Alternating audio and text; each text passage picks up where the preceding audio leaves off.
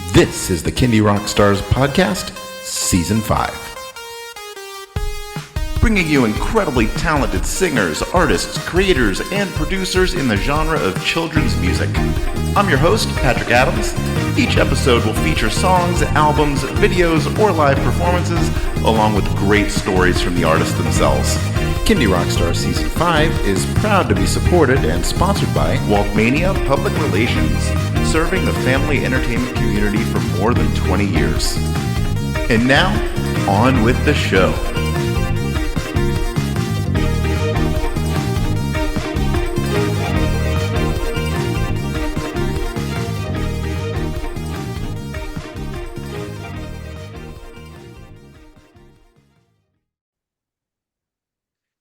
Hello, everybody. Welcome to another episode of Kindy Rockstars. I am really happy to welcome back to the show, good friend of the show, my friend Christopher. How are you? I'm great, Patrick. I'm excited for my new album. How are you? I am doing good. I am also excited for that and for mine. But let's talk about your album, My Friend Christopher and the Dad Influences. Before we get into that, what have you been up to since the last time we talked? I have a feeling a lot of it has to do with this album, but Absolutely. Yeah. I've been writing songs, practicing music. Now that spring is here in Southern Ontario, I've been playing gigs just about every weekend. So just out there playing music. I do that often alone, but I'm excited when I can have one or more band members with me. And on a perfect day, I've got four people playing in the band with me. And so yeah, I've been doing some gigs on my own with band members, and that's really exciting. But of course, also kind of putting the finishing touches on this album, Dad Influences, that's going to be released tomorrow. congratulations. Thank Yeah, you. let's dig into that. So this is your first album with the Dad Influences, with you and them as the band. So yeah, talk about your experience pulling this album together. Okay. Well, the Dad Influences is a new name as of kind of maybe 18 months ago, but it is some folks that I've known all their life, I should say. And a couple of them are my brothers, Andrew and Martin. So I've recruited them kind of officially to play in the band on this album and live as well. So that's two of the fellows in the band. My brother Martin has been featured on my first album, especially playing clarinet and saxophone, and did some work kind of on sound for me on the second album, Tuba Blues, but not so much played. That was largely kind of a solo recorded and pandemic album where I got session players to play. Great guys that I love working with, but I never see in real life. So for this album, I got Andrew and Martin. My brother Andrew plays bass, stand-up bass and electric bass. So we all, managed to get in the same place at the same time, as well as, my friend and frequent collaborator, Stephen Rattan, who plays trombone. He played a lot of gigs with me before we started kind of hammering out arrangements for original songs. So he knew my kind of catalog. But we had to work through, it was a different process with him in studio because Stephen and I had never recorded together before, played lots of gigs, but hadn't been in a recording session before. And then Steve McKay is another guy here in Hamilton, Ontario, where all of us live and work and play music. He's kind of a known musician around town. He's done a lot of different projects as a producer and an arranger, just kind of a knowledgeable guy in the music community. But he's also a great percussionist. So for this project, he really advised on some arrangements and some mixing and sound and things like that. But really, some of the tracks we'll listen to, he really kind of, I think, added a real great percussion to that kind of ties all the elements of all the dads playing together into a great package. I'm really proud of how this album sounds, and I'm also really proud of the fact that whereas before, as I mentioned during the pandemic, and at other times, I'd kind of do bed tracks and then bring guys in, bring people in to play on those tracks. Whereas this time, there's a couple tracks on the album, maybe about half, where we set everything up in the studio, in the big room at Boxcar Studio, and we all got into our positions, and the engineer placed mics and did his best. Sean did a great job, and then we would just run a song until we got a take. with those live kind of fellas playing live, and it's really exciting to me to hear that captured in a great way in a couple of songs on this album. So there you go. That's a short history of the dad influences, but the main thing is it's brothers and friends playing music at the same place in real life and at the same time, and that's what this album is all about. And you kind of did everything on this album, right? The production, the mixing, mastering, all that good stuff. Yes and no. I'm the guy that set the deadlines and paid for recording time and mastering and design and all that stuff. But I had help along the way. So if I ever, I needed the guys to come into the studio. It's hard because we're all middle-aged dads with kids from ages. I think Steve's got a 3 or 4-year-old. I've got a 17-year-old. That's the range that we've got 8 kids in that age. I'm sorry, 9 kids in that age range. So it's hard to find time to get together to play, outside of our day jobs too, to play music. So I really value just their time, those guys showing up and being there with me. So yeah, well, I was kind of like the project manager. I really needed those guys to bring their skills in music, and also to bring their ears when you're recording in a studio and you're listening to takes and you're listening for sounds and you're looking at a screen with lots of dials that I don't understand and plugins. At those moments, I would say, can somebody pick a reverb, because I did a performance and it's great. Somebody else figure that out. I don't have the capacity for that. And we have Steve and Martin have great ears, and Sean the engineer has great ears, and they'd figured out. So I was grateful to them for those skills that I don't have and don't really have an interest in developing in terms of that kind of fine tune listening stuff. But I think the result is, my ability to kind of manage the group and get us together and to write the songs and to inspire people to be interested and want to do it. And then their ability to kind of fine tune the WAV files that we got out of it, that has added up to something that I feel really proud of. Awesome. And are the dad influences gonna carry forward, or was this a kind of a one-time gathering of everyone? Well, it did take us about 18 months. So there were kind of 2 weekends and then a lot of evenings, 2 weekends where we were all there, and a lot of evenings where different people were going in at different times. So it's not easy to get everybody at the same place at the same time. But we've got a great gig in mid-July, July 20th. We'll be playing the Hillside Festival in Guelph, Ontario, and it will be 80% plus of the dad influences will be there. So at least 4 out of 5 of us are on the bill and have that locked into our calendars. So yeah, we'll work as much as we can, which is not a lot sometimes because we've all, like I said, so many kids and other jobs. But as much as we can, we'll get the band together and we'll play shows as a group, because man, it feels great. I don't know if you've had the opportunity to play with a drummer live and a horn section and a guy playing bass and a kid singing. It's just it's the rock and roll dream. So I'm going to do that as often as I can. Awesome. All right. Well, we're going to feature 3 songs from the album today. So let's get into those, and we can talk a little bit about them and the stories behind them. And let's kick it off with Socks and Shoes. Okay. Can I talk about that a minute before we play it? Absolutely. Okay, perfect. So this was one of probably the first or second track we recorded. So like I said, the old dad band in a room. Yeah, and I love the song. It's fun to listen to. I wrote it probably in April 2020. So kind of coming out of the pandemic, I didn't have a band anywhere near me. I didn't have anybody other than my family near me. But it was kind of a more modern jazz groove than I usually do. I've usually kind of my style lives in 20s and 30s jazz, but this was a bit funkier and a little more modern. So I thought a horn section would be great, and doing some hits and stuff like that. Maybe some horn solos. And so yeah, it's the song is the band having fun from a kind of writer's perspective. It tells a little story and encourages, as my songs often do, kids to do something they might be reluctant to do, or looks at that in a funny way. So it's about not forgetting to put on your socks and shoes. But when I hear it, I sing the song and I feel the words, but I'm waiting for the sax solo. I'm waiting for the trombone solo. I'm waiting for the drum fill and the big ending. You know, all that stuff is what makes it exciting and different for me. So yeah, it's an exciting song. I think you guys are gonna love it. Yeah, no, I dug it. It's a very good song. We're gonna play it now for everyone. Here it is, "Socks and Shoes" by my friend Christopher and the Dad Influences.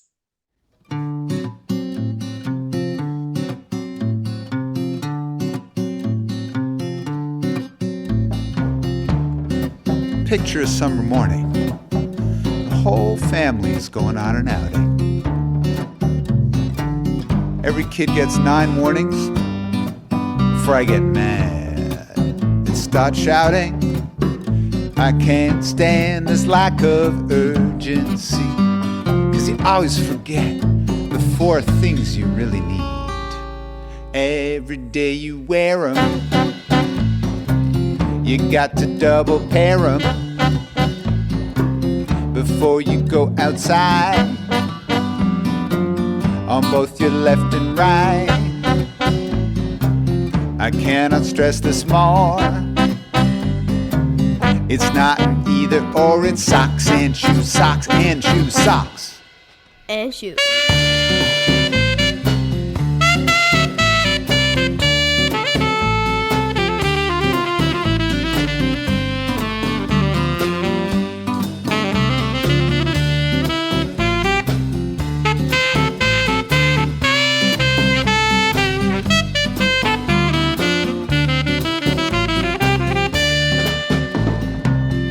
When we finally arrive at the park or a stream or a store, well, somebody's shoelace might be untied, somebody's toes might be sore.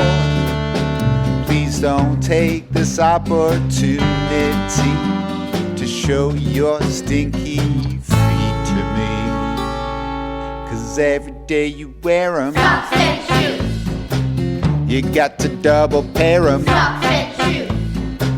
before you go outside, Socks and shoes. on both your left and right. Socks and shoes.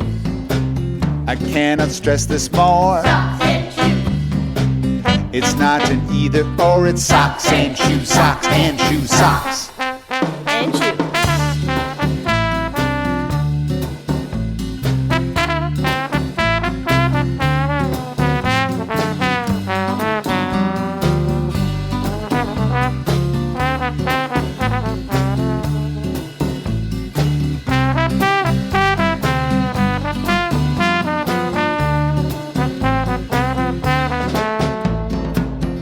After an epic journey, coming home's a great relief. But there's still something that concerns me, 'cause you got to take, but you should also leave. Shoes off, socks on. I know it's tricky, that's why I wrote this song. Every day you wear 'em, Socks and shoes. you got to double pair 'em Socks and shoes. before you go outside, Socks and shoes. on both your left and right. Socks and shoes. I cannot stress this more. Socks and shoes. It's not an either or, it's socks and shoes, socks and shoes, socks. 'Cause every day you wear 'em, Socks and shoes. you got to double pair 'em Socks and shoes. before you go outside, Socks and shoes. on both your left and right. Socks and shoes. I cannot stress this more. Socks and shoes. It's not an either or, it's socks and shoes, socks and shoes, socks and shoes, socks and shoes, socks and shoes.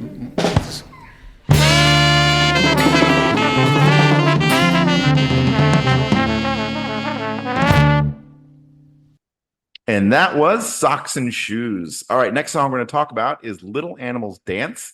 So tell us about this one, and tell us about the person at the very beginning of the song who you were talking to. All right. So yeah, we did this one in studio, like I said, described kind of live with the band. It's a song I developed kind of over the winter at live shows as kind of an interactive song with kids. Because those typically go over well and allow me to kind of engage the audience and bring them into the show. So I played it at gigs a number of times, and then the plan was to record it in studio and just present it like that. And so we did that. We had the band set up. We were good. We knew what we were doing. We were getting good takes, but something was missing. And so I talked to my brother and Andrew. I said, "What's Eliza doing today?" Eliza's his 8-year-old daughter, and he said, she's not too busy. She's often busy. She's got ballet. She's got piano. She's got stuff going on. But she was able to come to the studio, I think, on a Saturday, and he brought her in and sat her at a microphone. We were kind of looking at each other, and it was live take. So if Eliza was gonna do something goofy, the whole band has to start again. Everybody's got to go again. And we went through a couple times, and it changed the energy of my vocal performance, of my. It made it a little bit more improv than kind of sticking to the script, which we were doing for the other takes. And it gave it a wonderful sparkle. I think some nice life and some nice spontaneity in that dialogue between me and Eliza. And she turned out to be a great actor, a great, voice actor, and a great reactor and responder to what I was giving her. And I'm really happy with the way that, that sounds on the recording. I don't think it sounds scripted. It wasn't scripted. We had a couple cues and things we knew we were gonna do, but we didn't know exactly how it was gonna go. And I hope that excitement kind of translates to the listeners, that spontaneity and that kind of improvisational nature, because that's the way it is at the live shows, which makes it exciting for kids and for me, instead of just delivering the same song over and over again the same way, which I do for some songs, which is its own kind of craft and enjoyment, but it's kind of more, there's just a little more tension and excitement where it's like anything could happen now. I don't know what this kid's going to say. The kid doesn't know what I'm going to say. The band doesn't know what I'm going to bring them back in. And so I think that a little bit of tension, but also excitement is captured in this recording. And so it makes it a special recording of a moment. Like when I listen to this, I can imagine me sitting on the stool with a microphone and she's across from me and the band kind of around me. And it's, for me, this recording and some of these other recordings are almost like a photograph. A photograph is a visual kind of capture of a moment in time, but so is audio recording, right? And audio, and I think oftentimes maybe in the way we do music now, that's lost a bit. It becomes a bit of any time because we sanitize it or improve it to an extent where it's like, I don't know if that was the take I did on Wednesday or the take I did 4 weeks later, or a comp of whatever. But for a lot of these songs that I did in studio with the band, not to say we didn't do overdubs and fix our mistakes and stuff like that, but the bed tracks often, or the band performances were, we did it, we captured a moment when that stuff happened. And to me, that's an exciting part of music. And I think it's captured really well in Little Animals Dance. It is. And I wanted to definitely bring that up because her first response made me smile. So that kind of set the tone for the whole song. Nice. Yeah, it's great. I think parents and caregivers love to hear kids' voices in recordings, but kids love to hear kids' voices. Like, definitely, it's great if you have a nice guy or a nice person singing to you. That's one thing. But if you hear a little reflection of you, somewhere that a voice saying something you might say in a song, now there's a different way of engaging. There's a different level of interest that I think is really valuable for kids to have that connection to a song. Definitely. All right. Well, we're going to play this one now. Here it is. Little Animals Dance by my friend Christopher and the Dad Influences and Eliza. Hi, Eliza. Hi, Christopher. You want to sing Little Animals Dance? Absolutely. Here we go. I found a pair of glasses that someone left for me.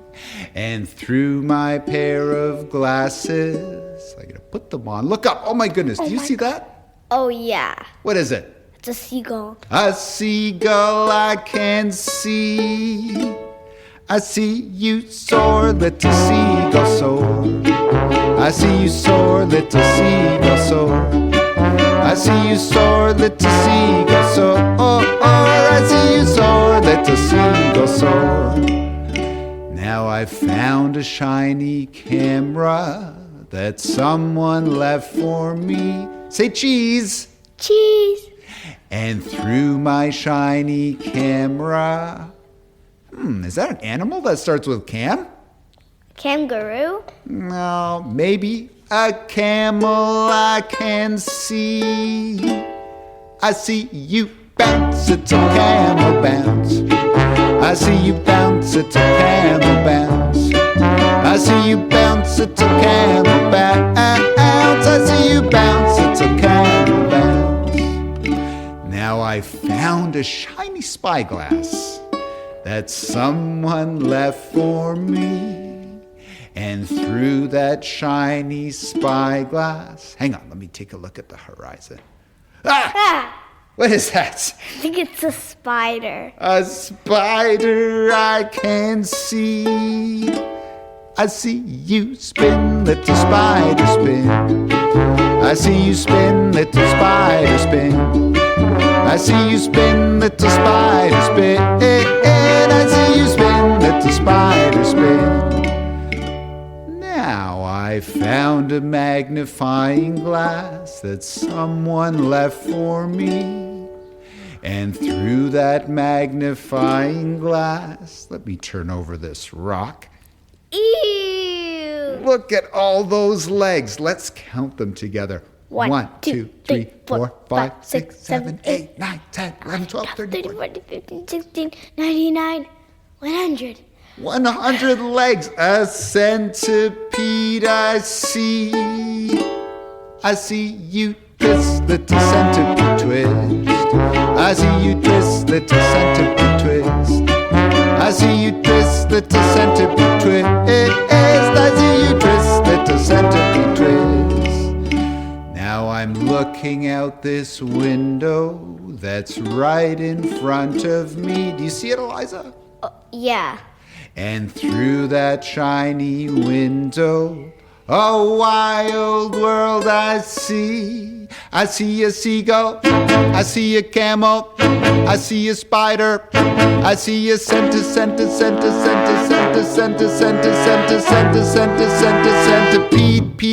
I see you dance till animals dance.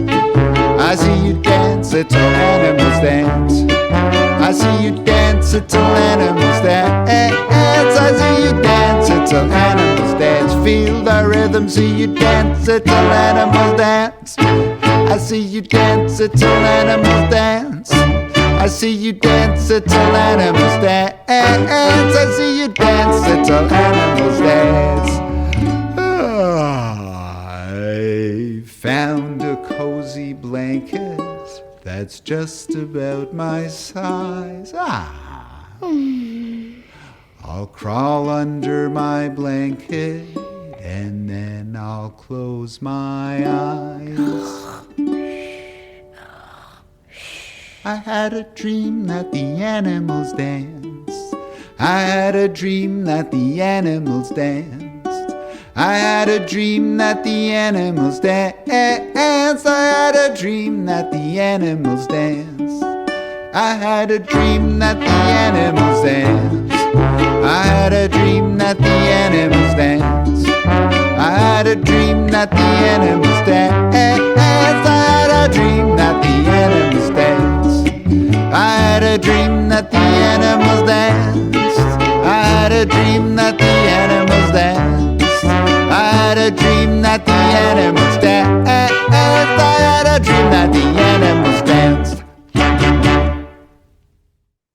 And that was Little Animals Dance. All right, last song we'll talk about is called The First Eyes I See. Tell us about this one.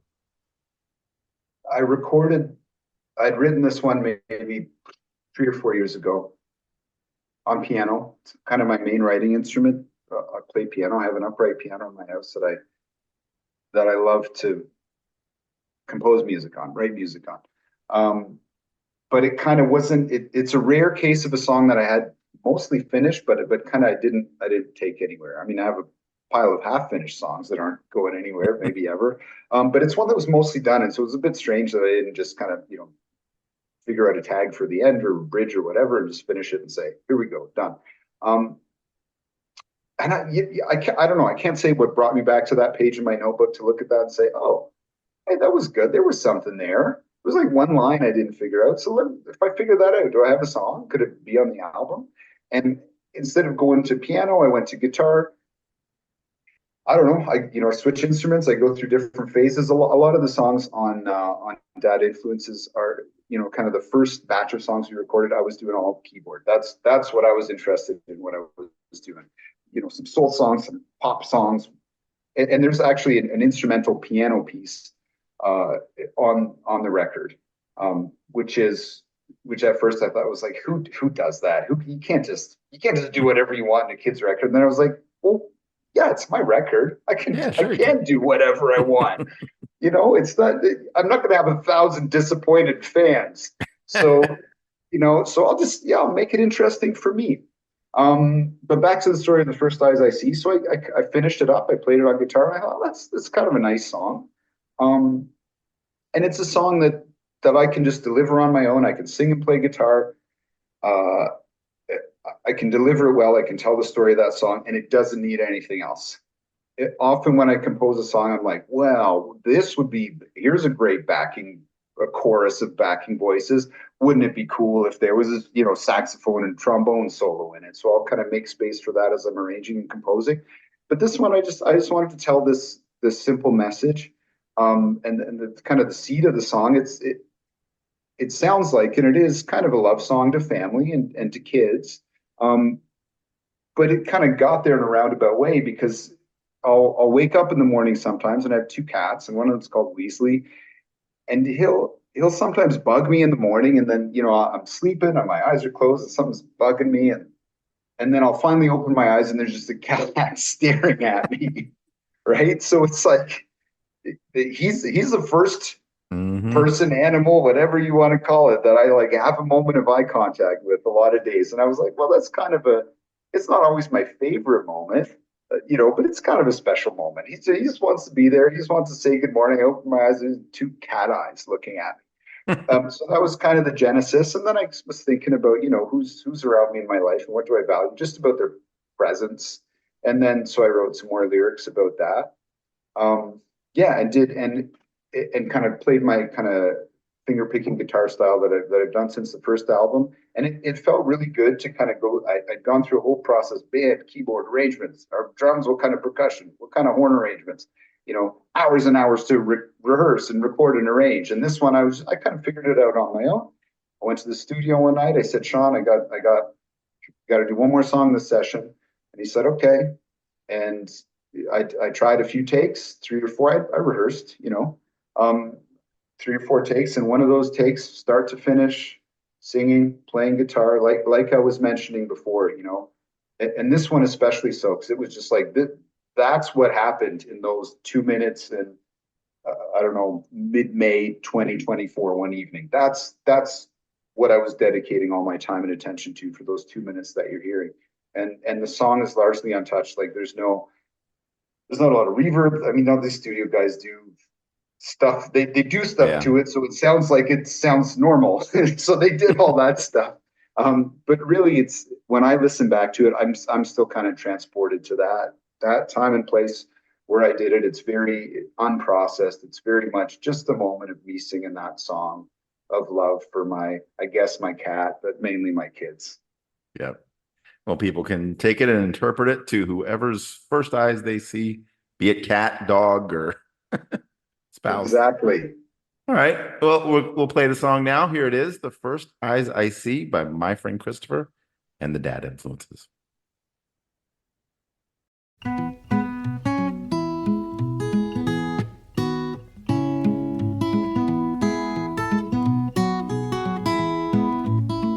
Whose are the first eyes I see? Whose are the first eyes I see? 2 stones on the beach, shining at me. Whose are the first eyes I see?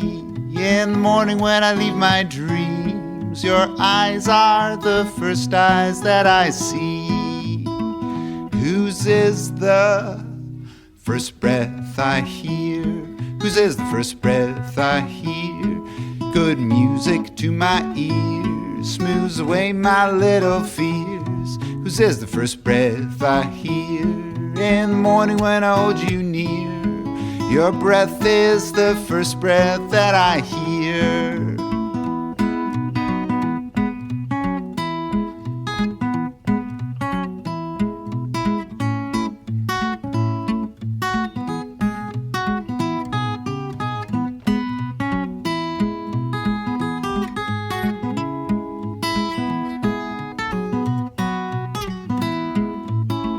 Whose is the first beat I feel?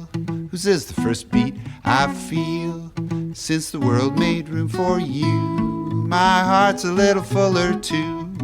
Whose is the first beat I feel? Through day and night, through months and years, your heartbeat is the first beat that I feel. Your breath is the first breath that I hear. Your eyes are the first eyes that I see.